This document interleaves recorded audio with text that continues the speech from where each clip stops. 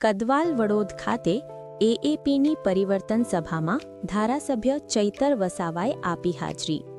કદવાલની નવો તાલુકો જાહેર કરવામાં આવ્યો, પરંતુ હોસ્પિટલ, મામલતદાર અને તાલુકા પંચાયત કચેરીમાં પૂરતો સ્ટાફ નથી અને યોગ્ય કામકાજ થતું નથી. કદવાલ તાલુકામાં સિંચાઈ કચેરી, માર્ગ મકાન કચેરી અને મનરેગા કચેરી સહિત અનેક શાખાઓમાં કર્મચારીઓ નથી, જેથી લોકો હાલાકી ભોગવી રહ્યા છે. આ વિસ્તારના 35 થી 40 ગામડાઓમાં બસોની વ્યવસ્થા નથી. ભાજપના 30 વર્ષના શાસનમાં આ વિસ્તારનો વિકાસ થયો નથી, તેથી લોકોમાં ભાજપ પ્રત્યે રોષ. સરકાર લોકોની સમસ્યાનું નિરાકરણ નહીં લાવે તો આ વિસ્તારના લોકો સાથે મળીને વિધાનસભાનું ઘેરાવો પણ કરીશું. 40%ના કટઓફના નિયમથી એસટી સમાજને અન્યાય થાય છે. પૂર્વ વનમંત્રી અને આદિજાતિ મંત્રીએ બારડોલી, નવસારી, સુરત, વડોદરા અને અમદાવાદની એજન્સીઓને બારોબાર ટેન્ડર વગર કામો આપ્યા અને કરોડો કમાયા. આ પૂર્વ મંત્રી વિરુદ્ધ પુરાવા એકઠા કરીને આવનારી વિધાનસભામાં રજૂઆત કરી. જોરિયા પરમેશ્વર અને રૂપસિંહ નાયકની ક્રાંતિકારી ભૂમિ પર અહીં મંચસ્થ ઉપસ્થિત, જેમણે ખૂબ જ સરસ વિગતવાર શિક્ષણ બાબતે, પરીક્ષાઓ બાબતે પ્રકાશ પાડ્યો એવા અમારા સાથી આમ આદમી પાર્ટીના વિદ્યાર્થી નેતા યુવરાજસિંહ જાડેજા, આપણા જ વિસ્તારના છોટાઉદેપુર લોકસભાના ઇન્ચાર્જની જેમની જવાબદારી છે એવા મુકેશભાઈ બારિયા, છોટાઉદેપુર જિલ્લાના આમ આદમી પાર્ટીના પ્રમુખ એવા રાધિકાબેન રાઠવા, છોટાઉદેપુર વિધાનસભાના પ્રભારી એવા વિનુભાઈ રાઠવા, કદવાલ તાલુકાના પ્રમુખ એવા રવિન્દ્રભાઈ, સાથે જ આ વિસ્તારના આગેવાન એવા પર્વતભાઈ, જેમણે આ મંચ પરથી ખૂબ સારું વક્તવ્ય આપ્યું, જેમને આપણે સૌ રાજેશભાઈ લગામી તરીકે ઓળખીએ છીએ એવા રાજેશભાઈ રાઠવા, જેઓ પોતાની પાઘડીથી પરિચિત છે, ઓળખાણ ધરાવે છે એવા અમારા આપણા સૌના વડીલ એવા ભંગ્યાભાઈ રાઠવા, સાથે યુવા આગેવાન પરેશભાઈ રાઠવા, મંચસ્થ ઉપસ્થિત તમામ નામી અનામી પદાધિકારીગણ, એ જ પ્રકારે મારી સામે જુદા જુદા વિસ્તારોમાં ભારતીય જનતા પાર્ટીના નેતાઓની ધમકી હતી, ડર હતો, સરપંચોનો ડર હતો કે જશો તો તમારા મીટર તોડી લઈશું, તમારા ઝૂંપડા પાસ નહીં ખાવા દઈએ, તમારો રોડ નહીં બનાવીશું, તમારા પેલા ખેડૂતના પૈસા જમા નહીં કરીશું, વિધવા પેન્શન નહીં મળશે, વૃદ્ધ પેન્શન નહીં મળશે, છતાં પણ પોતાની કોઈની પણ ધાક ધમકીના દબાણમાં આવ્યા વગર મોટી સંખ્યામાં અહીંયા ઉપસ્થિત થયેલા મારા પિતા તુલ્ય વડીલો, માતા તુલ્ય મારી માતાઓ, બહેનો, મારા સાથી યુવાન મિત્રો, મીડિયાના મિત્રો, પોલીસ અધિકારીઓ, બધા માટે એકવાર આપણે જોરદાર તાળીઓ પાડી લઈએ.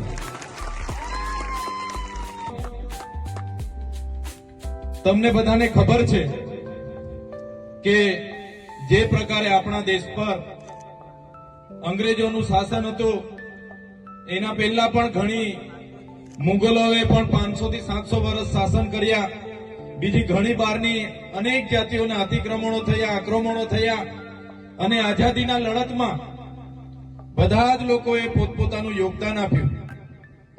1857 નો વિપ્લવ હોય કે 1838 થી 1858 ની ક્રાંતિ હોય, એ રૂપસિંહ નાયક હોય, ગલ્યા નાયક હોય, બાબર નાયક હોય, જોરિયા પરમેશ્વર હોય, રવજી બારિયા, ભૈજી બારિયા હોય, રવજી નાયક હોય, બધા જ લોકોએ આઝાદીની લડતમાં દેશને આઝાદી અપાવવા માટે પોતાનું યોગદાન આપ્યું છે.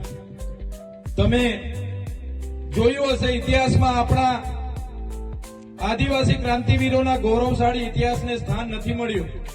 ઇતિહાસના પાનામાં આપણને જગ્યા નથી મળી, પણ જે આપણો ઇતિહાસ હતો એ ધીરે ધીરે બહાર આવી રહ્યો છે. તમને હું વાત કરું, આ રાજસ્થાનની ભૂમિમાં જ્યારે મહારાણા પ્રતાપની સાથે પોતાના સગાઓ નહોતા, ત્યારે પૂંજા ભીલે, જે રાજા પૂંજા ભીલ, જેમણે પોતાની આખી સેના મહારાણા પ્રતાપની સાથે રાખીને એ હલ્દી ઘાટીનું યુદ્ધ કર્યું. એ મેવાડને બચાવવા માટેનું આખું યુદ્ધ હતું. એ જ પ્રકારે ઝલકારીબાઈ હોય, હલ્દી ઘાટીની ઝલકારીબાઈ હોય, એ જ પ્રકારે તમે મધ્યપ્રદેશના ટાટિયામામા ભીલ હોય, રાણી દુર્ગાવતી હોય, મહારાષ્ટ્રમાં ખાદ્ય નાયક હોય, ભાગોરા નાયક હોય, ચીતુ કોરાડ હોય, કે ત્યાંના ગુલિયા મહારાજ હોય, રામદાસ મહારાજ હોય, બિહારમાં બિરસા મુંડા હોય, ત્યાં ફૂલો જાલો હોય, સિંધુ કાનો હોય, જેવા અનેક આદિવાસી યોદ્ધાઓએ દેશની આઝાદીમાં યોગદાન આપ્યું. ગુરુ ગોવિંદસિંહની આગેવાનીમાં માનગઢની ધામમાં 1507 જેટલા આદિવાસીઓને અંગ્રેજોએ ગોળીઓ ભૂંજી દીધા. એ જ પ્રકારના અહીંયા આપણે જાંબુઘોડામાં ફાંસીએ ચડાવી દીધા. પાલદડવાડામાં 1200 થી પણ વધારે લોકોને અંગ્રેજોએ ગોળી પાર કર્યો, ગોળી કાંડ થયો. મારો કહેવાનો મતલબ કે દેશને આઝાદી અપાવવા માટે આપણા લોકોએ આટલા મોટા યોગદાનો આપ્યા, શહીદી વહોરી અને દેશની આઝાદી મળી. ભલે ઇતિહાસમાં એમનું ક્યાંય નામ નથી, પણ ઇતિહાસને આજે સાક્ષી છે. એમનો ઇતિહાસ આજે એ પથ્થરની લકીરોની જેમ ધીરે ધીરે બહાર આવી રહ્યો છે. ત્યારે દેશ આઝાદ થયો, દેશનું સંવિધાન બન્યું અને દેશના સંવિધાનના આમુખમાં એવું જણાવવામાં આવ્યું કે અમે ભારતના લોકો આ દેશને સમાનતા, સ્વતંત્રતા અને બંધુતા આપીએ છીએ. આ દેશના લોકોને ધર્મનિરપેક્ષતા આપીએ છીએ. આ દેશના લોકોને એકતા રહી, વિવિધતામાં એકતા રહી, એ બાબતની સંવિધાનમાં પ્રાવધાન છે. પણ આ દેશ એ સંવિધાનથી ચાલતો નથી. આજે દેશમાં જે પણ સરકારો આવી એમણે એવી વ્યવસ્થાઓ કરી છે કે આજે ગરીબ દિવસે ને દિવસે ગરીબ થતો જાય છે, ખેડૂત દિવસે ને દિવસે ગરીબ થતો જાય છે અને ઉદ્યોગપતિઓ આજે દિવસે ને દિવસે માલદાર થાય છે. આપણો શું ઉદ્દેશ હોય? અહીંયા બેઠેલા મારા વડીલો, યુવાનો, અહીંયા માતા બહેનો, આપણે સરકારને મતદાન કેમ આપીએ છીએ? કે આપણે સરકારને એટલા માટે મતદાન આપીએ કે આપણા વિસ્તારમાં આપણને મૂળભૂત સુવિધાઓ મળે, આપણા બાળકોને ભણવા માટે સારી શાળા મળે, સારી આંગણવાડી મળે, પૂરતા શિક્ષકો મળે અને ભણી ગણીને જ્યારે આપણા યુવાન યુવતીઓ આવે તો એમને જીવન જીવવા માટેની રોજગારી મળે, નોકરી મળે. પણ એ આ સરકાર કરી નથી રહી. 30 વર્ષથી તમે જોયું હશે એક હપ્તું ભારતીય જનતા પાર્ટીનું શાસન છે. તમે ને અમે બધા જ ભારતીય જનતા પાર્ટીને મત આપ્યા છે અને ભારતીય જનતા પાર્ટી વર્ષોથી 30 વર્ષ શાસન કર્યું છે. આજે સંવિધાનથી દેશ જો ચાલતો હોય તો એ સંવિધાનમાં અનુસૂચિ 5 લાગુ કરવામાં આવી છે. એ સંવિધાનમાં પૈસા એક્ટ 1996 બનાવવામાં આવ્યો છે. એ સંવિધાનમાં 73 એની વાત છે. એ સંવિધાનમાં આદિવાસીઓના જળ, જંગલ, જમીન પરના અધિકારોનું પ્રાવધાન છે. એ સંવિધાનમાં વન અધિકાર અધિનિયમ 2006 અંતર્ગત જે પણ આદિવાસીઓ જંગલની જમીન ખેડે એને એ જમીન આપવાનું પ્રાવધાન છે. પણ સાથીઓ, આજ દિન સુધી આ ભારતીય જનતા પાર્ટીની સરકારે આપણા આદિવાસીઓના કાયદા કાનૂનનો અમલ નથી કર્યો. એટલા માટે અમે તમને કહેવા માટે આવ્યા છે કે હવે તમારો સ્વાભિમાન જગાડો અને આ ભારતીય જનતા પાર્ટીને આવનારી તાલુકા જિલ્લા પંચાયતોમાંથી દૂર કરો. એમના મંત્રીઓ, એમના સાંસદો, બધા જ લોકો આ વિસ્તારોમાં કહેવા માટે આવે છે કે અમારી સરકાર છે, અમારી સરકાર છે. અમે કહેશું તે થશે તો એમને કહેવા માંગીએ છીએ. આ ભીકાપુરાથી ઉપરની પૂર્વ પટ્ટીના ગામોમાં આજે વિદ્યાર્થીઓને અહીંયા આવવા માટેની બસની વ્યવસ્થાઓ નથી. આજે 4 મહિના પહેલા કદવાલને તાલુકો જાહેર કર્યો છે. આજે ત્યાં મામલતદાર કચેરીમાં લોકોને જવાબ આપવા માટે અધિકારીઓ નથી. આજે તાલુકા પંચાયતને 4 મહિના થઈ ગયા, એમના અધિકારીઓ આજે લોકોના કામ કરતા નથી. આજે કદવાલને એક ડેપો મળવો જોઈએ, સ્વતંત્ર પોલીસ સ્ટેશન મળવું જોઈએ. કદવાલના લોકોને એ મનરેગાની શાખા હોય, એ ચાહે સિંચાઈની શાખા હોય, માર્ગ અને મકાન વિભાગની શાખા હોય, તમામ પ્રકારની વ્યવસ્થા સરકારે કરવી જોઈએ. પણ 4 મહિનાથી કદવાલને તાલુકો જાહેર કર્યો છે, છતાં આજે પણ એક પણ કચેરી ચાલુ કરવામાં નથી આવી. અને ચાલુ કરવામાં આવી છે ત્યાં અધિકારીઓ આ આદિવાસીઓને જવાબ નથી આપતા. એમના કટિયાના કામ હોય, ઓનલાઈન અરજી હોય, કોઈ પણ બાબતે અધિકારીઓ જવાબ નથી આપતા. ત્યારે આ મંચ પરથી અમે કહેવા માંગીએ છીએ, અમે તમને એટલું કહેવા માટે આવ્યા છે, જો આ કદવાલની તમામ શાખાઓ આપણા કદવાલ તાલુકાના લોકોના પ્રશ્નોનું નિરાકરણ નહીં લાવશે તો આવનારા દિવસોમાં આમ આદમી પાર્ટી તાલુકા જિલ્લા પંચાયતમાં પણ રેડ પાડશે. કેમ કે આપણે ક્યાર સુધી એમને કહેવાનું કે ભાઈ અમારું કામ કરો? ક્યાર સુધી ભાઈ બાપા કરતા રહેવાનું છે? ક્યાં સુધી લાઈનો પર રહેવાનું છે?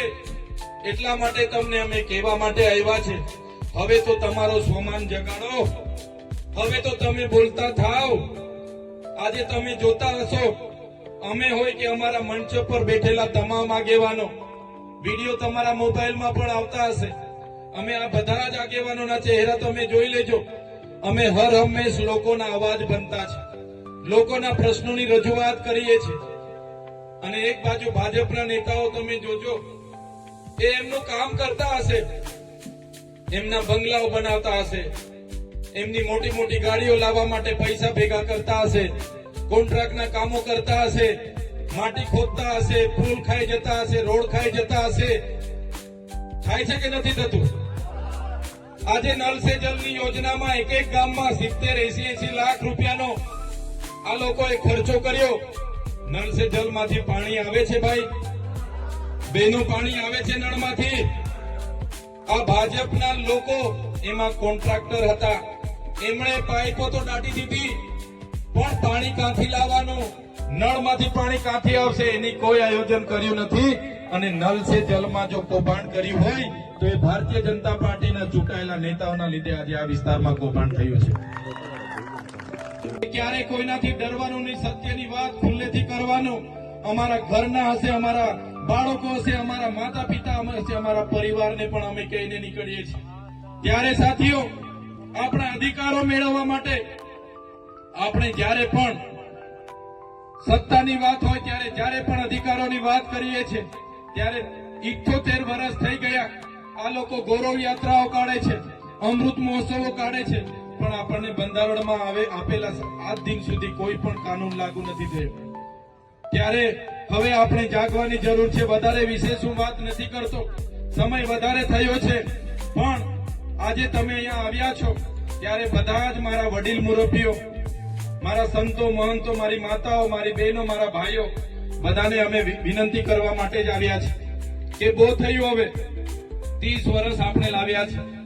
30 વર્ષથી ભાજપ ભાજપ ભાજપ ભાજપ, સરપંચથી લઈને દિલ્હી સુધીની સરકારો બનાવી છે. પણ એકવાર અમને તક આપો, એકવાર અમને સહકાર આપો, તમારા પવિત્ર તમારા મત આપો, એકવાર તમારા આશીર્વાદ આપો. અને આમ આદમી પાર્ટીના હરેક કાર્યકર, આમ આદમી પાર્ટીના હરેક પદાધિકારી તમારી સેવા કરવા માટે થન ગણી રહ્યા છે. ત્યારે આવનારી તાલુકા જિલ્લા પંચાયતોમાં તમારો સહકાર, તમારા આશીર્વાદ અમને મળે. એ જ વાત સાથે આજના કાર્યક્રમમાં આપ સૌ મોટી સંખ્યા